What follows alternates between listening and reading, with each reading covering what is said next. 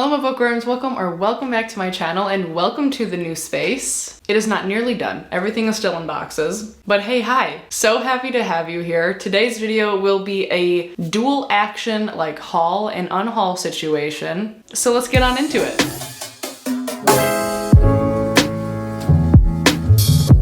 So hey, what's up? How are you? I hope you're doing well. Thanks so much for being here and hanging out with me for a little bit. Yesterday, Caleb and I went on a few fun errands.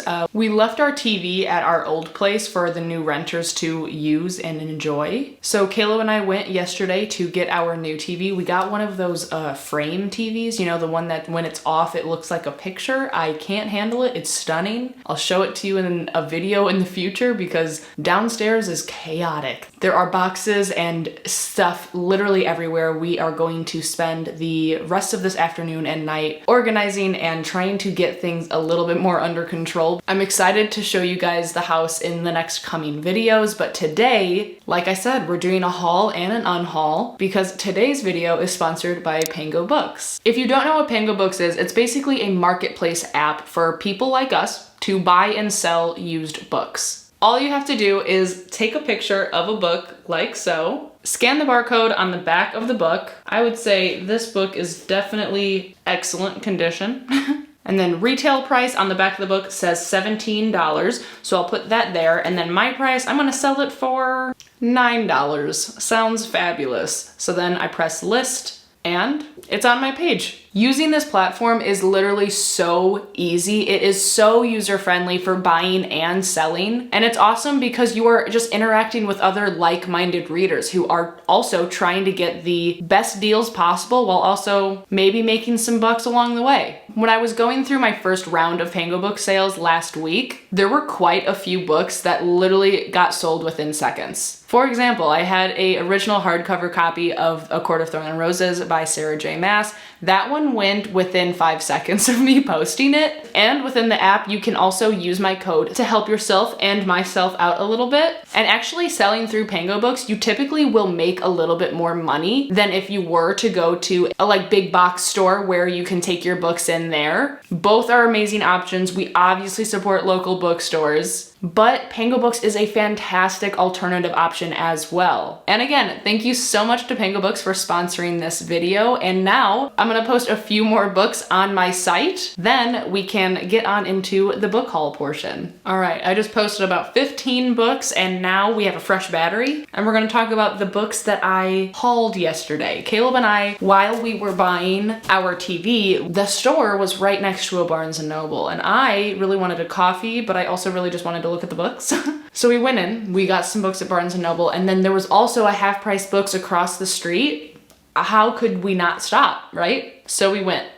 And we found some really cool things. I'm really excited about it. And I also got my first gift that was delivered to my new house via my wish list. So I'm gonna talk about that one first. And I also opened up a P.O. box. So I think that I will put my P.O. box down below in the description, just in case, you know, anyone wants to send me a lot of money for my wedding or Avi's surgeries or all of this housework. But regardless, the book that was sent to me was from Hannah, and I'm literally so excited. I think that it's safe to say that it'll definitely be on my TBR next month. I hope so. The hype is getting to me. It is Magnolia Parks by Jessa Hastings. This book is everywhere. It's literally everywhere. It's pitched as like Gossip Girl meets something else. And I need to just say that this cover does not give me that.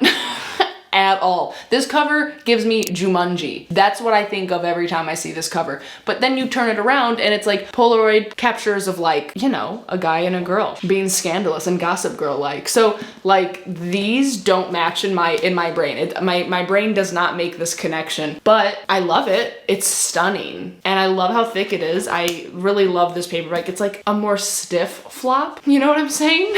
But regardless, this is the first book that we have hauled. And then we'll go into our Barnes & Noble haul. So I got the sequel to a book that I enjoyed really well. I think it was my book club pick in January of this year. The first book is All of Us Villains, and the second one is All of Our Demise by Amanda Foody and Christine Lynn Herman. For whatever reason, I didn't think that this book was supposed to be out yet, and maybe it is, I have no idea, but I was just really excited when I saw it in person, and I decided that I wanted to buy it. So I bought it, and I'm really excited to see where this goes. I think that the first book did a really good job at what it was trying to do. I really loved the writing, and it's like a Hunger Games, but with dark magic is what I see it as. And I was excited about it, so I bought it. The next one, I was so excited to see. Oh my goodness, they were actually on the same table. This one is The Feeling of Falling in Love by Mason Deaver. I read I Wish You All the Best last two months ago. Absolutely loved it. I love Mason Deaver's writing. I loved how I Wish You All the Best made me feel. And I feel like this book is going to make me feel like even more, because the premise of this one is even more up my alley than I Wish You All the Best. Even though it was phenomenal, this synopsis is like kind of everything. And this cover is freaking amazing.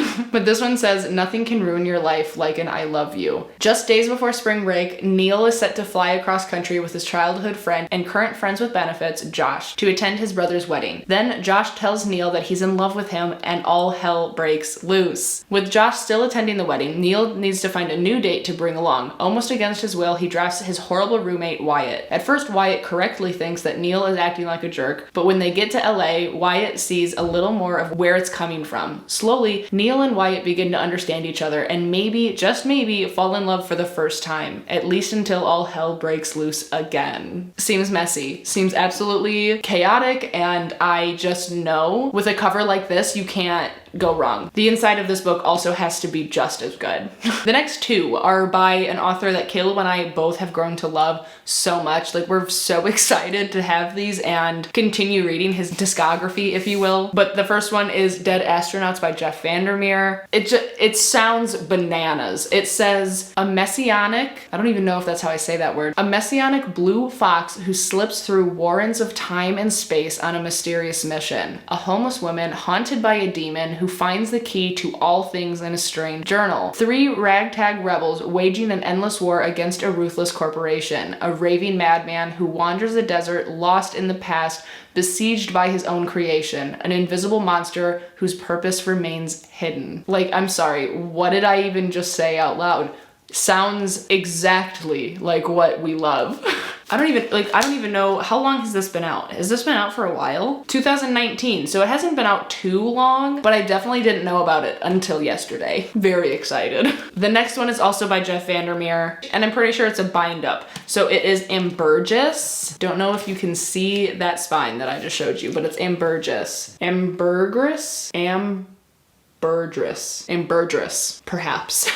That is how it's spelled. I don't know. That's what we're going with. But on the spine, it says City of Saints and Madmen, Shriek, and Afterward, and Finch. So I'm guessing that this chunker has three short stories or three different novels in it. Yeah, that's what it looks like. And the synopsis says, before there was Area X, there was Ambergris. So this book must have some sort of connection with the Southern Reach trilogy, which is the series that starts with Annihilation. And Annihilation for both of us was 5 stars. Absolutely phenomenal. We both have to continue the series. And now that we have this, we are going to absolutely continue the series because we both want to read this because it looks so cool. We love a fungi moment. We love it so much. Really awesome. Really excited to continue reading from Jeff Vandermeer because Annihilation was so good and I'm excited. All right, now I have just a couple more to talk about. These are going to be the books that I found at Half Price Books. The first one is Sundial by Katarina Ward. I recently read Last House on Needless Street and it is now one of my favorite books ever. I'm insanely excited to continue reading from this author and see what more creepy, weird things she has to talk about, I guess. And in this one, it says, all Rob wanted was a normal life. She almost got it too. A husband, 2 kids, a nice house in the suburbs, but Rob fears for her oldest daughter, Callie, who collects tiny bones and whispers to imaginary friends.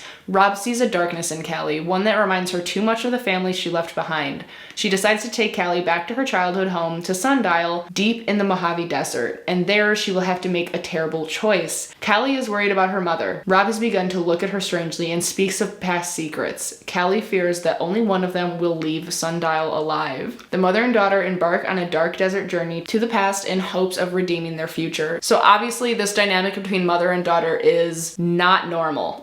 I guess is the only thing I could say. And the way that Last House on Eula Street was written and all of those plot twists in there, I will pick up everything that this author writes. That's how I feel. So very excited to have this. I love a desert setting. I don't think I've read a desert setting, at least in a long ass time. So I'm excited to have this one. The next one, I don't remember where I saw it first, and I definitely haven't read from this author before, but I saw this cover and I vaguely remembered hearing someone talk about it and them having a relatively positive experience with it. So then I read the synopsis and it sounds like something that I would really like. And that book is The Summer Place by Jennifer Weiner. The synopsis is a little bit long, but it's like very messy and very dramatic. So we have one of our main characters, Sarah, whose 22-year-old stepdaughter announces that she's getting married to her pandemic boyfriend. This is Ruby, and she is headstrong and has already set a date at 3 months away, and they want to have the wedding at the family's beach house in Cape Cod. Sarah's mother, Veronica, is thrilled to be bringing the family together one last time before putting the big house on the market. But still, the road to a wedding day usually comes with a few bumps. Ruby has known exactly what she wants, but as the wedding date approaches, she finds herself grappling with the wounds left by the mother who walked out when she was a baby. Veronica ends up facing unexpected news thanks to her meddling sister and must revisit the choices she made long ago. Sarah's twin brother Sam is recovering from a terrible loss and contemplating big questions about who he is, questions he hopes to resolve during his stay on the Cape. Sarah's husband, Eli, who has been inexplicably distant during the pandemic, deals with the consequences of a long ago lapse from his typical good guy behavior, and Sarah, frustrated by her husband, concerned about her stepdaughter, and worn out by the challenges of life during quarantine, faces the alluring reappearance of someone from her past and a life that could have been. When the wedding day arrives, lovers are revealed as their true selves, misunderstandings take on a life of their own, and secrets come to light. There are confrontations and revelations that will touch each member of the extended family, ensuring that nothing will ever be the same. It literally sounds so dramatic, and there's so much going on, and with all of that drama, it just seems like it's going to be a riot. It seems, as long as it's written well, again, I haven't read from this author before, but I feel like I've heard good things, so I'm excited. I really and just think that it's gonna be fun. The next one we got at Half Price Books is a Kayla pick. Kayla picked this one out. It is called Out There. It says, for nearly 50 years, the government has been hiding what it knows about UFOs. Now, find out what is really out there.